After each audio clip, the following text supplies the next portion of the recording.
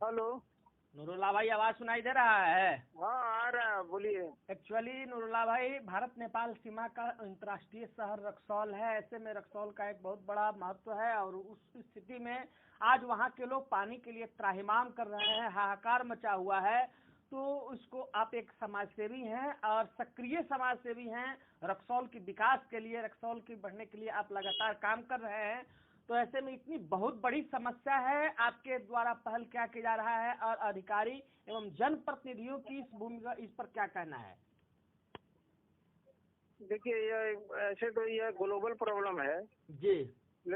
और जो हमारे वैज्ञानिक लोग, हमारे भूगर्भ शास्त्री लोग हमेशा चेताए हैं इस पर, लेकिन हमारे नौकरशाह लोग और जो जनप्रतिनिधि लोग हैं, जी। वोट की राजनीति के हिसाब से इस पर कभी ध्यान नहीं दिए। जी। और जिसका कारण है कि डे बाई डे हमारा जल स्तर नीचे चला गया। हम लोग जहाँ रक्सौल हैं, जी। माना जाता था कि यहाँ का क्वालिटी पानी का बहुत उच्च स्तर का है जी। और बहुत अच्छा लेवल है यहाँ पे। जी। लेकिन जब रक्सौल इस आवर्ती जगह में इस तरह का प्रॉब्लम हो गया, जी। तो दीगर जगह में क्या होगा ये कल्पना किया जा सकता है। अब रह गया इसकी समाधान की बात। जी। तो समाधान के लिए हमने एग्जीक्यूटिव को, पीजीआरओ को, इस सबको एक और डीएम साहब को भी मेल किया है इस संबंध में। जी। जी। ये नीतीश कुमार जी का एक जो ड्रीम प्रोजेक्ट है, जल नल योजना, जी। जी। ये एक बहुत बड़ा इसमें एक महत्वपूर्ण रोल निभा सकता था। लेकिन हमारे जो वार्ड कमिश्नर लोग थे, पुराने सभापति लोग थे, जी। ये लोग इसको गंभीरता से नहीं लिए और यह भ्रष्टाचार का भेद चढ़ गया। जी। जी। इसमें करोड़ों रुपया का नगर परिषद में घोटाला हुआ है। सब पैसा कबारा निगारा हो गया। क्वालिटी प्रोडक्ट जमीन पे काम नहीं हुआ है। रोड कोड़ कोड़ के सब इधर उधर छोड़ दिया गया। इसका पूरे 2500 वार्ड को आच्छादित नहीं किया गया। जी। जिसका परिणाम है कि सही समय पर जल जरूरतमंदों को नहीं पहुंचाया जा पा रहा है। जी। हमने पीसीआर को एक डेटा दिया है, हम आपके व्हाट्सएप पर वो डेटा भेज देंगे जी। कि कहाँ किन किन वार्डों में काम हुआ है। लेकिन धरातल पर जब हम लोग इसका समीक्षा किए हैं, तो किसी जगह 300 आदमी को कनेक्शन दिया गया, किसी को 150 आदमी को कनेक्शन दिया गया है और उसमें भी 50-60 आदमी को ही पानी जा रहा है, बाकी नहीं जा रहा है। जी। तो ये स्थिति हम लोग की तो नगर परिषद में अभी है। अब कुछ दिनों से विभाग सक्रिय हुआ है, कहीं कहीं मेंटेनेंस कर रहा है। जी। और रक्सौल नगर परिषद में टैंकर से, जो छोटा छोटा टैंकर है, इससे पानी भर भर के किन्हीं किन्हीं वार्डियों में रख दिया जा रहा है और गरीब लोग अपना अपना बाल्टी में, कंटेनर में, टैंकर में भर के ले जा रहे हैं। तो ये वो वैकल्पिक व्यवस्था है, उससे कुछ होने जाने को नहीं है। लेकिन दुर्भाग्य है कि अभी रक्सौल नगर परिषद में उसी को विकास मान लिया गया है कि बहुत बड़का हमारे सभापति महोदय काम करा रहे हैं। क्योंकि बहुत अक्षम जब लोग आ जाएंगे तो उन लोगों के पास दूरदृष्टि नहीं होगा। और दुर्भाग्य से हमारी जो सभापति हैं वो पढ़ी लिखी नहीं है, वो घरेलू महिला थी। अपने राजनीतिक महत्वाकांक्षा के लिए लोग अपनी माँ को, पत्नी को चुनाव लड़ा देते हैं। उनके अंदर कोई टैलेंट नहीं होता है, वो स्कूट नहीं कर पाती हैं और रिमोट कंट्रोल से सरकार चलाना चाहते हैं। ऐसे में पदाधिकारियों के बीच में तनाव पैदा होता है, तालमेल नहीं बैठ पाता है और विकास अवरुद्ध है। तो इस संबंध में भी ध्यान देने की जरूरत है कि पदाधिकारियों से कोऑर्डिनेट करके किया जाए। कल डीएम साहब ने रक्सौल पीजीआई ये डीसीआर महोदय को प्रभार दिए हैं नगर पालिका का। तो हम उम्मीद करते हैं कि सबसे पहला काम वो यही काम करेंगे। हम लोग उनसे मिलेंगे और उनको एक ज्ञापन देंगे कि इस स्तर पे जल नल योजना को पहले सुचारू किया जाए और उसके बाद वैज्ञानिक स्तर से जल संरक्षण के लिए भी काम किया जाए।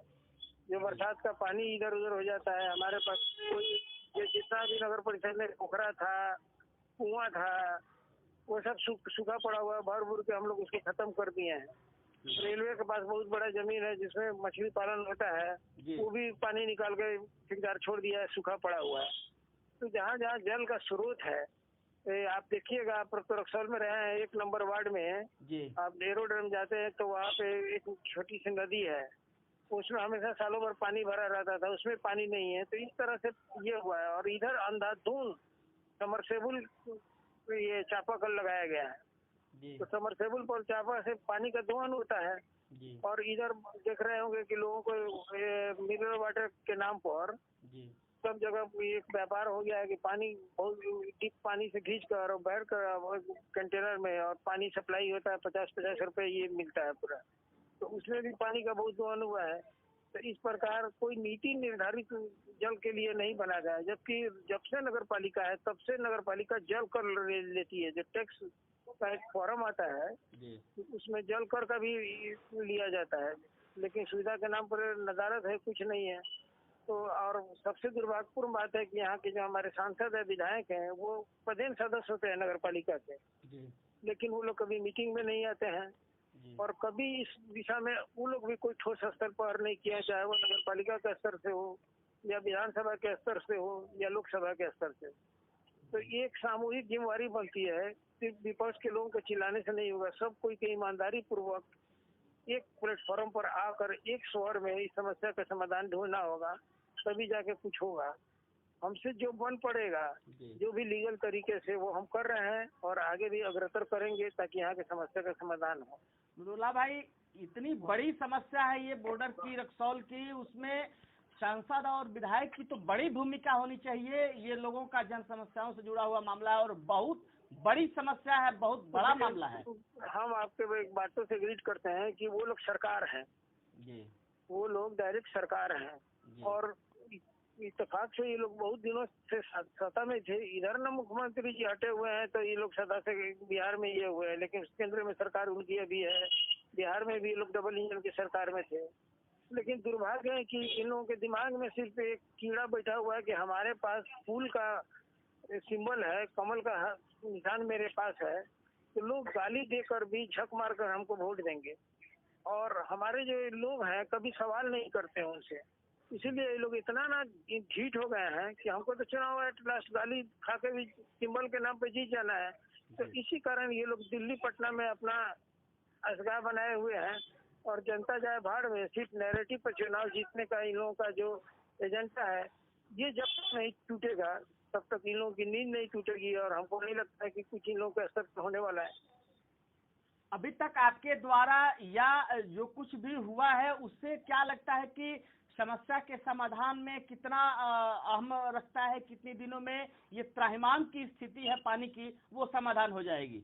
देखिए, नगर पालिका के जई है राजकुमार यादव, उनको हमने फोन करके हकाया कि आपको हम हाई कोर्ट तक खसीटेंगे और आप जहाँ जहाँ भी मेंटेनेंस कर सकते हैं उस पर त्वरित गति से मेंटेनेंस कीजिए और उसको काम कीजिए। तो उस दिशा में कुछ पहल हुई है, कुछ काम कर रहे हैं।